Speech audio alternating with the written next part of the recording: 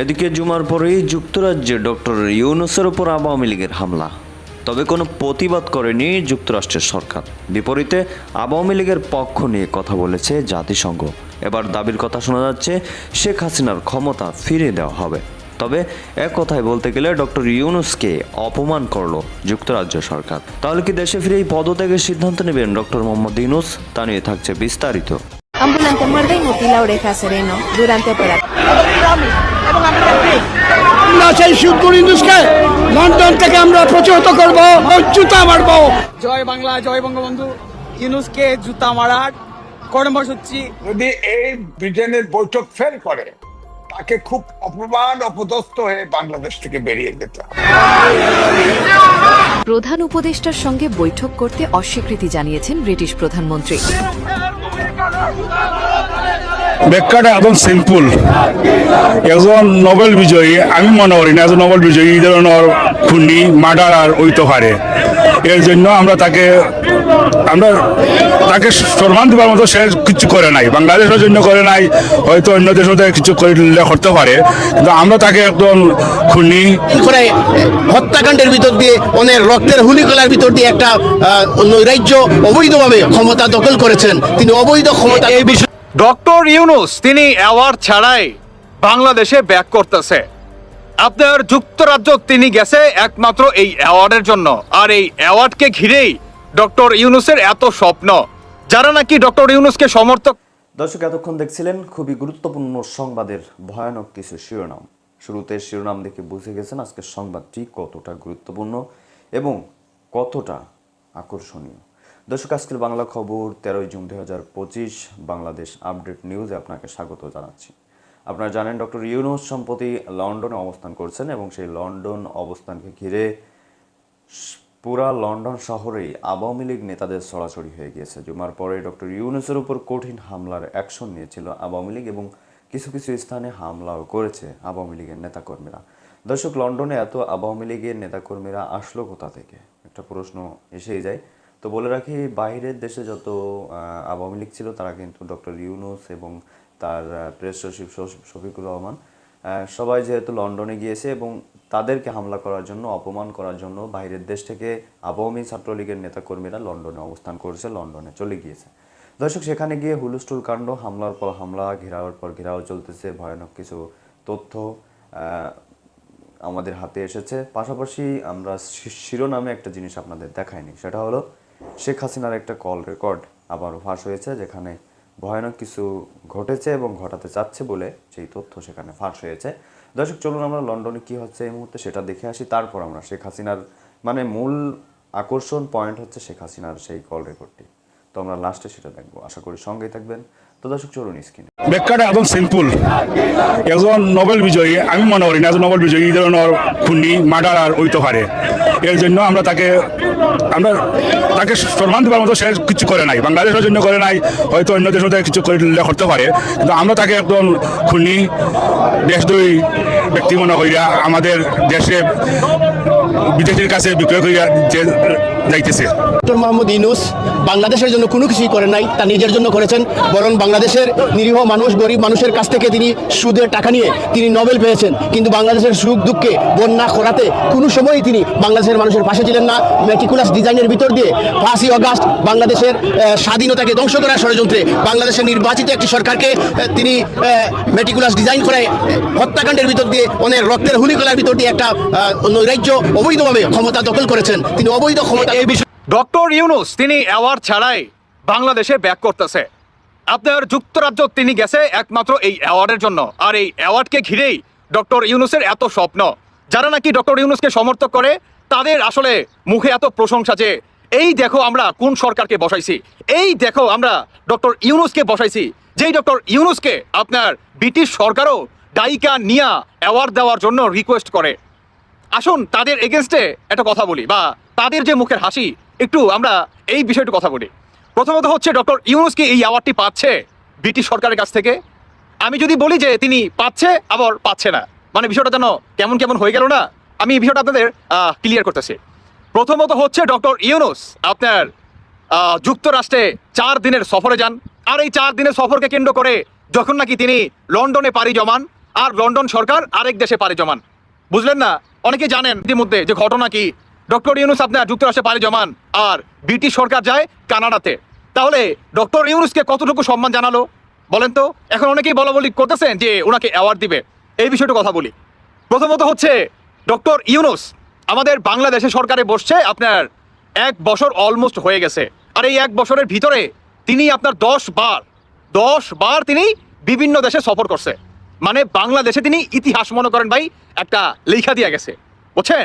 Doctor Yunus 1 বছর হতে না হতেই 10 বার শুধু তিনি বহির্বিশ্বে মনে করেন সফর করছে।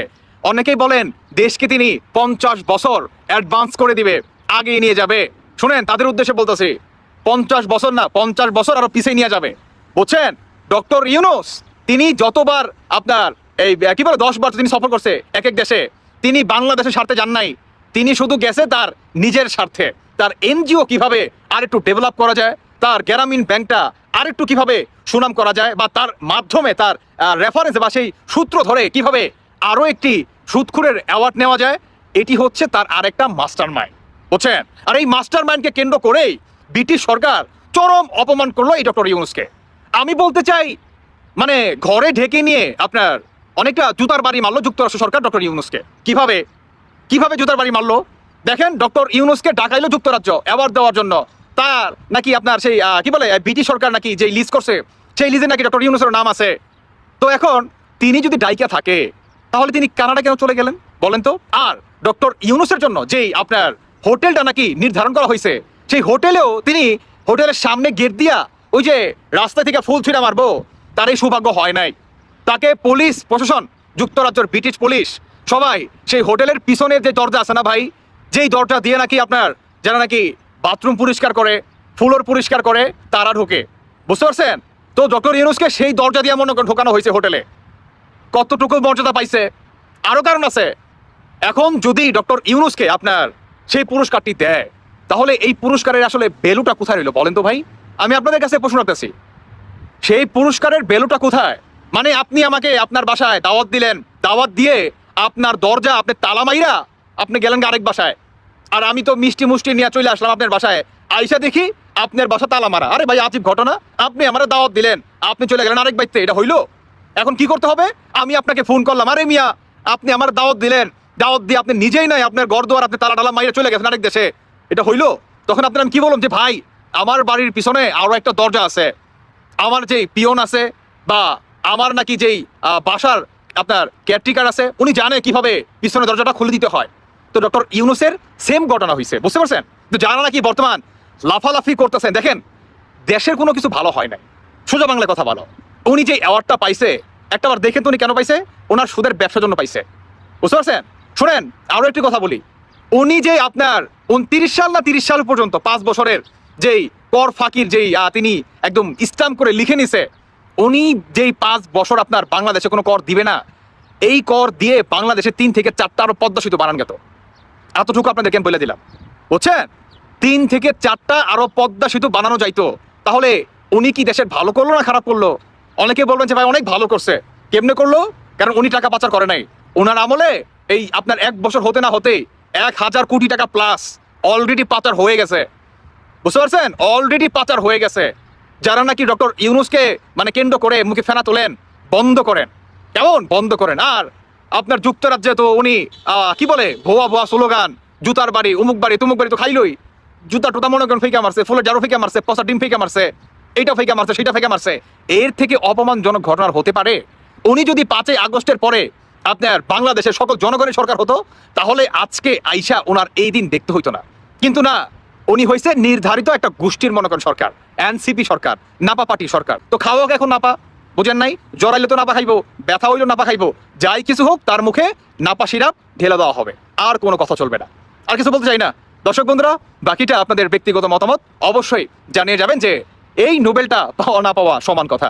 তিনি যদি এই নোবেলটা এখন পায়ও সমান কথা, যদি নাও পায় তাও সমান কথা। কারণ যার নাকি সম্মান নাই বা ব্যক্তিগত সম্মান নাই তার কথা বলে লাভ নাই। ভালো থাকবেন সবাই, আল্লাহ হাফেজ, আসসালামু আলাইকুম। আজকে যত উল্টাপাল্টা কথা লিখে মানুষকে বিভ্রান্ত করে এবং সেটাকে নিউজ করে যাচ্ছে, এগুলো এমনি আমি ছাড়বো না, একদিন দেখা হবে। মানুষ হত্যা করা তো আমার কাজ না। তাই যদি হতো তো আমার বাবা আমার ভাইদের যারা হত্যা করেছে তাদেরকে আমি বিচার করতাম না, তাদেরকে খুন করতাম। আমি তো তা করিনি। সাধারণ 8-10টা মানুষ তার আপনজন হারালে যেমন বিচার পায়, ঠিক সেভাবেই বিচার করেছে। হাজার হাজার পুলিশকে হত্যা করেছে, লাশ গুম করেছে, পা বেঁধে ঝুলিয়ে রেখেছে। আর পুলিশকে হত্যা করবে, আওয়ামী লীগ নেতাকর্মী হত্যা করবে, পা বেঁধে ঝুলিয়ে রাখবে, আর তাদের উদ্ধার করতে যাবে না। আর উদ্ধার করতে গেলে যদি কিছু হয়, তার জন্য দায়ী কে? যারা উদ্ধার করতে যায় বা যারা নিজেদের আত্মরক্ষা করতে চায় তারা তো দায়ী না। যারা আক্রমণকারী বা যারা নির্যাতনকারী তারাই দায়ী। কিন্তু আমাদের দেশে হচ্ছে উল্টো ঘটনা। যারা আক্রমণ করে, নির্যাতন করে, তাদের কিছু বলা হয় না। নির্যাতিতদের নিয়ে জেলে ঢোকানো হয়, মামলা দেওয়া হয়, তাদের উপর অত্যাচার করে, আর মারা গেলে তো লাশ ঝুলে পচে পচে যাবে, সেইভাবেই তাদের রাখা হয়। ক্ষমতা আসার পর থেকেই মনে হচ্ছে আওয়ামী লীগ সবচেয়ে বড় শত্রু। কেন আওয়ামী লীগ হবে? আর আমার নামে নানা রকম মিথ্যা বয়ান দিয়ে যাচ্ছে। আজকে কালকে চিফ প্রসিকিউটর নানা কথা বলেছে, সম্পূর্ণ ভুয়া মিথ্যা কথা। আমার উপর নাকি সেনাবাহিনী এসে চাপ দিয়েছে যেন পদত্যাগ করি। সেনাবাহিনী তো সে কথা কখনো বলেনি আমাকে, কেন বলতে যাবে? বা আমার উপরে কেউ কোনো চাপ দেয়নি। আমরা নাকি ছাত্র হত্যা করেছি। আমি চ্যালেঞ্জ দিচ্ছি, যে সমস্ত অভিযোগ এনেছে সব মিথ্যা, ভুয়া। আজকে যদি ছাত্ররা আন্দোলন করলে তাদেরকে উৎখাত করতে হলো বা তাদের কিছু করতে হতো, তাহলে 7ই জুলাই যখন ছাত্ররা আন্দোলন করতে শুরু করলো, 14ই জুলাই পর্যন্ত তারা নীরবে আন্দোলন করেছে, তাদের বিরুদ্ধে কোনো ব্যবস্থা তো নেওয়া হয়নি। এই 7 জুলাই থেকে 14 জুলাই এই 10টা দিন তারা যখন আন্দোলন করে, তাদেরকে একটা টোকাও পড়তে দেয়নি। মেয়েরা সারা রাত বসে যখন আন্দোলন করতো, আমারই পদত্যাগ চাইতো, আমি তাদের প্রোটেকশন দিতাম, তাদের নিরাপত্তা দিয়েছি। আমি কেন ছাত্র হত্যা করতে যাবো? যখন 6 জন ছাত্র মারা গেল, তার শিক্ষক সাধারণ মানুষ মারা গেল, সাথে সাথে আমি জুডিশিয়াল এনকোয়ারি করে দিয়েছি। আমি হত্যা করলে নিশ্চয়ই জুডিশিয়াল এনকোয়ারি কমিশন গঠন করতাম না, এবং তারা কাজও শুরু করেছিল। কিন্তু একের পর এক লাশ পড়তে শুরু করলো। এই লাশ কারা ফেলছে? এই লাশ ফেলছে ইউনূস নিজে। তার কারণ তার মেটিকুলাস ডিজাইনের অংশ। আর আরেকজন লাশের ব্যাপারে পরামর্শ দিয়েছিল, ছিল তারিক জিয়া। লাশ পেলো, সরকার পড়ে যাবে। যখন এরকম একটা পর একটা লাশ পড়লো, এবং যে সমস্ত যারা আমাদের এই ছাত্রলীগের ছেলে পেলে, আওয়ামী লীগের ছেলে মানুষ, তাদেরকে হত্যা করেছে, যে সমস্ত ঘটনা ঘটেছে, সাথে সাথে আমরা তার ব্যবস্থা নিয়েছি। প্রত্যেকটা আহতকে চিকিৎসা ব্যবস্থা কে করেছে? আমি করেছি। 15 জুলাই থেকে তারা যখন এই পুলিশ হত্যা শুরু করলো, কি বিভৎসভাবে পুলিশদেরকে হত্যা করেছে, পিটিয়ে অন্তঃসত্ত্বা পুলিশ কনস্টেবলও রেহাই পায়নি। আওয়ামী লীগের নেতারে পিটিয়ে হত্যা করে গাছে ঝুলিয়ে রাখেনি। ঢাকায় করেছে, ঝিনাইদহ করেছে, বিভিন্ন জায়গায়। কে করেছে এটা? এটাকে আমি করেছি না ইউনূসের গংরা করেছে? আজকে চিফ প্রসিকিউটর যে বলে কোর্টে যে যত মিথ্যা বয়ান বানিয়ে নিয়ে আসে, তারা কি করেছে? যারা মেয়েদের রেপ করেছে, যারা গণহত্যা করেছে, তাদের ডিফেন্সে ছিল এই চিফ প্রসিকিউটর। তাদের ডিফেন্সে ছিল যখন যুদ্ধাপরাধীদের আমরা বিচার করি। আজকে সে কী করে চিফ প্রসিকিউটর হয়? সেটাকে আমার প্রশ্ন। সম্পূর্ণ বেআইনি। যে আইন করা হয়েছিল যুদ্ধ অপরাধীদের বিচারের জন্য, সেই আইন এক্সিকিউটিভ অথরিটি দিয়ে সেটাকে সংশোধন করতে পারে না।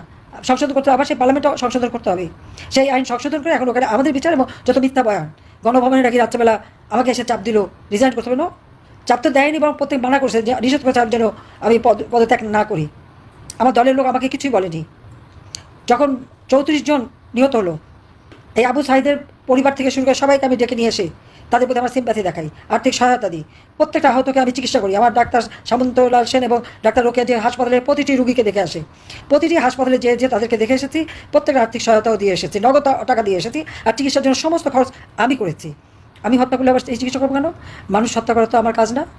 তাই যদি হতো, আমার বাবা মা ভাইদের যারা হত্যা করেছে তাদেরকে আমি বিচার করতাম না, তাদেরকে খুন করতাম। আমি তো তা করিনি। সাধারণ 8-10টা মানুষ তার আপনজন হারালে যেমন বিচার পায়, ঠিক সেভাবেই বিচার করেছি। কাজে আমার নামে আজকে এই মিথ্যে কথা। এবং প্রথম আলোর দোহাই দিয়ে করেছে। প্রথম আলো কীভাবে এই কথা জানলো? প্রথম আলো তো গণভবনে ঢুকতে পারতো না। ডেলিস্টটা প্রথম আলো দালালি করে দেখে কোনোদিন আমি তাদের সাথে আর কথা, কারণ 2007 সালে যখন ইউনূসের সাথে দল করতে গেল, কিংস পার্টি বানাতে গেল, তখন থেকে তাদেরকে আমি দূরে সরিয়ে রেখেছি। এইরকম মিথ্যা বয়ান দিয়ে আমার নামে নানা কথা সে বলে বেড়াচ্ছে। যেখানে চিফ প্রসিকিউটর বিচার হবে, কোর্টে উঠবে, আর সেখানে আগে সে সব বলে ফেলে দিচ্ছে। সমস্ত বানোয়াট করে 8 মাস ধরে খালি এগুলি তৈরি করলো। সাক্ষীর জন্য ট্রেনিং, কোথায় কোথায় ট্রেনিং দিয়েছে তাও আমার জানা আছে। এগুলো এমনি আমি ছাড়বো না, একদিন দেখা হবে। যা আজকে যে ক্ষমতায় বসে আছে, যা খুশি তাই বলতে পারি, কিন্তু যে বয়ান সে দিয়েছে সম্পূর্ণ ভুয়া, মিথ্যা। কারণ আমি সেদিনও প্রতিদিন রাত্রে মিটিং করেছি সকলের সাথে, প্রত্যেকের সাথে আমার মিটিং হয়েছে যে কীভাবে এদের বিরত করবো। এদের যদি আমাকে উৎখাত করতে হলো ছাত্রদের, তো 7 তারিখে যখন বসে, তখন 8 তারিখেই তো যেমন ইউনূস করতেছে। এখন একজন আন্দোলন করতে গেলেই টিয়ার গ্যাস মারে, গরম পানি মারে, সাউন্ড গ্রেনেড মারে, গুলি করে, 2-4টা লাশ ফেলে আন্দোলন ঠান্ডা করে দিচ্ছে। আমরা তাই করতাম। আমরা তো তা করি নাই। উল্টো আরও আমি আইজিপি আমাদের পুলিশ কমিশনারকে বলছি, ছাত্রদের গায়ে যেন কোনো কিছু না লাগে, ওরা আন্দোলন করতে দাও। আমরা তো দিনের পর দিন আন্দোলন করেছি, আইয়ুব খানের বিরুদ্ধে, এআই খানের বিরুদ্ধে, জিয়ার বিরুদ্ধে, এরশাদের বিরুদ্ধে, খালেদা জিয়ার বিরুদ্ধে দিনের পর দিন আইন করে আমরা আন্দোলন করেই তো দেশে গণতন্ত্র ফিরে এনেছি। আর এই ছাত্ররা যখন আন্দোলন করেছে, তখনও তো তাদের সাথে আলোচনা হয়েছে, তাদের বাবা মা এসেছে, মুচলেখা দিয়েছে, তারা আর কিছু করবে না বলে কথা দিয়ে গেছে, যে আবার বেইমানি করেছে, অমনি 1 দফা দাবি, সমস্ত দাবি মেনে নেওয়ার পরে আমরা তাদের তো উৎখাত করতে যাইনি। তারাই তো মেট্রো রেলে আগুন দিয়েছে, পুলিশ হত্যা করেছে, নিজেরাই তো বলেছে যে মেট্রো রেলে আগুন না দিলে, পুলিশ হত্যা না করলে নাকি তাদের আন্দোলন সফল হতো না, বিপ্লব সফল হতো না। কিসের বিপ্লব? মুসলিম লোকের কাছে অস্ত্র তুলে দিয়ে ওই টোকাইদের ভাড়া করা, কিশোর গ্যাং ভাড়া করা, ওই বিহারি ক্যাম্পের লোকদের ভাড়া করা, কিছু অন্য ছাত্রদের টাকা দিয়ে ভাড়া করে নিয়ে এসে অস্ত্র দিয়ে, ওটা কোনো বিপ্লব হয় না। কোনো নীতি নাই, আদর্শ নাই, লক্ষ্য নাই। একটাই লক্ষ্য, শেখ হাসিনা ক্ষমতা থেকে সরাও। কেন? দেশ বিক্রি করতে পারছে না, বঙ্গোপসাগরের অধিকার কাউকে দিচ্ছি না, আবার পার্বত্য চট্টগ্রামের অংশ, কক্সবাজারের অংশ কারো হাতে তুলে দিচ্ছি না। এটাই তো আমার অপরাধ ছিল। এটা তো আজকে স্পষ্ট হয়ে গেছে। ক্ষণিকের জন্য মানুষ বিভ্রান্ত হয়েছিল, এখন তো মানুষ টের পাচ্ছে যে দেশটা আমি কোথায় নিয়ে গেছিলাম, সবাই কত সম্মানের সাথে ছিল, শান্তিতে ছিল, এখন কি অবস্থায় আছে। আর চিফ প্রসিকিউটর বলে সে নিজেই তো অপরাধী, তারই তো বিচার হবে, কারণ সে তো ঘোরতর অন্যায় এবং অনিয়ম করে যাচ্ছে। সে তো যুদ্ধ অপরাধীদের সাথে ছিল, যারা রেপ করেছে তাদের সাথে ছিল। আর এই রাজাকারদের মুক্তি দিয়েছে, মানবতা লঙ্ঘনকারীকে মুক্তি দিয়েছে, নিজে একের পর এক মানবতা লঙ্ঘন করে যাচ্ছে এবং জঙ্গিদের নিয়ে সে মদত দিচ্ছে। জঙ্গিদের সব জেলখানা থেকে ছেড়ে দিয়ে আজকে সে সমাজের বিভিন্ন জায়গায়, প্রত্যেকটা ইউনিভার্সিটিতে, প্রত্যেকটা প্রতিষ্ঠানে এই জঙ্গিদের বসিয়েছে ক্ষমতায়। এখানে কোনো মানুষের কোনো কাজ করার কোনো সুযোগ নাই। তার উপর আজকে সরকারি কর্মচারীদের উপর জুলুম, তাদের বিরুদ্ধে মামলা। খুব গুরুত্বপূর্ণ কিছু সংবাদ দর্শক দেখছিলেন, শেখ হাসিনার সেই কল রেকর্ডের ভাইরাল ফুটেজগুলো। দর্শক, আজকের বাংলা খবর 13 জুন 2025 বাংলাদেশ আপডেট আমাদের পক্ষ থেকে আবারও জানাচ্ছি ধন্যবাদ এতক্ষণ আমাদের সাথে থাকার জন্য এবং থেকে গুরুত্বপূর্ণ আলোচনা এবং গুরুত্বপূর্ণ তথ্যগুলো জানার জন্য ধন্যবাদ জানাচ্ছি। দর্শক, এখন এ বিষয়ে আপনাদের মতামত কি অবশ্যই কমেন্টের মাধ্যমে জানান এবং পরবর্তী আপডেট যারা পেতে চান অবশ্যই কমেন্ট করে জানাবেন এবং চ্যানেলটি সাবস্ক্রাইব করে রাখবেন। দর্শক, ভালো থাকুন, সুস্থ থাকুন, দেখা হচ্ছে খুব তাড়াতাড়ি অন্য কোনো সংবাদের মাধ্যমে। এই মুহূর্তে বিদায় নিচ্ছি, ভালো থাকুন, সুস্থ থাকুন, আল্লাহ হাফেজ।